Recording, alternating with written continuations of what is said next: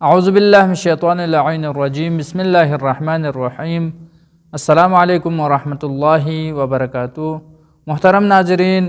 آج ہم مبتلات روزہ میں سے یعنی وہ چیزیں جو روزے کو باطل کرتی ہے ان میں سے ایک ہے آذان صبح تک حیض یا نفاس کی حالت میں رکھنا۔ اگر خواتین ماہ مبارک رمضان میں آذان صبح سے پہلے غسل حیض یا نفاس نہ کرے تو ان کا روزہ باطل ہو جاتا ہے۔ اس کے بارے میں چند اہم اور متلابہ مسئلے ہیں، وہ آپ ناظرین کی خدمت میں بیان کروں گا۔ نمبر 1 ہے، اگر ماہ رمضان المبارک میں خواتین آذان صبح سے پہلے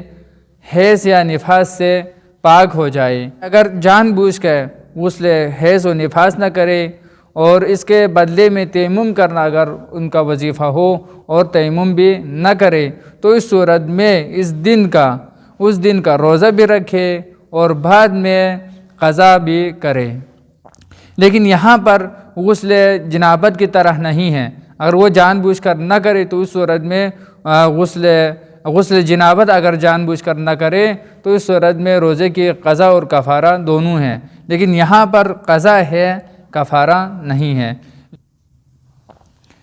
مسئلہ نمبر 2 ہے، اگر خواتین جان بوجھ کر غسل حیض یا نفاس نہ کرے اور وقت طے ہو جائے، جان بوجھ کر نہ کرنے کی وجہ سے آخر میں وقت طے ہو جائے، وقت طے ہونے کی وجہ سے غسل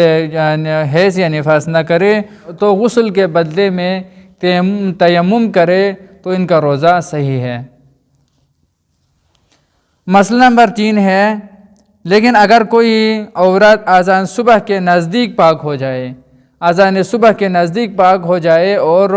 غسل کرنے کے لیے یا اس کے بدلے میں تیمم کرنے کے لیے وقت نہ رہے تو اس صورت میں ان کا روزہ صحیح ہے، یعنی آذان صبح کے بعد غسل کرے یا وظیفہ تیمم ہو تو تیمم کرے اور اس دن کا روزہ صحیح ہے، بعد میں قضا کرنے کی ضرورت نہیں ہے۔ مسئلہ نمبر بعدی ہے، اگر دن میں حیض یا نفاس آ جائے، اگرچہ آذان مغرب کے قریب ہی کیوں نہ ہو، ان کا روزہ باطل ہے۔ روزے کی حالت میں دن میں اگر حیض آ جائے یا نفاس آ جائے تو ان کا روزہ باطل ہو جاتا ہے۔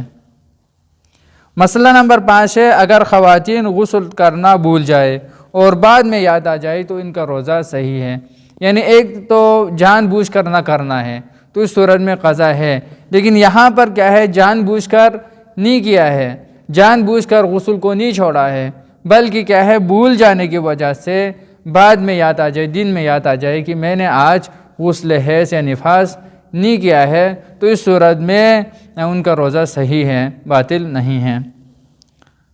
مسئلہ نمبر 6 ہے، اگر عورت غسل استحاضہ کثیرہ یا متوسطہ، اس کے بارے میں غسل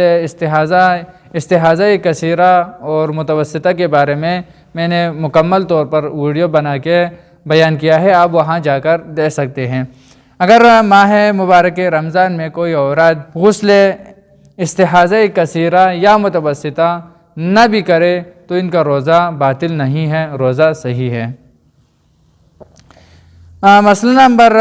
7 ہے اور آخری مسئلہ ہے، یہ صرف عورتوں کے ساتھ مخصوص نہیں ہے، ہر مکلف کے ساتھ ہے، چاہے مردوں اور عورتوں دونوں کے ساتھ ہے، کہ اگر کوئی شخص غسل مس میت نہ کرے یا دن میں مس کرے، یعنی اگر کوئی شخص چاہے مرد ہو عورت ہو اس کے اوپر یعنی ماہ مبارک رمضان میں غسل مس میت واجب ہو جائے اور آذان صبح سے پہلے وہ غسل مس میت نہ کرے یا دن میں کسی میت کے ساتھ مس کرے اور غسل مس میت واجب ہو جائے اور نہ کرے تو ان کا روزہ باطل نہیں ہے، روزہ صحیح ہے۔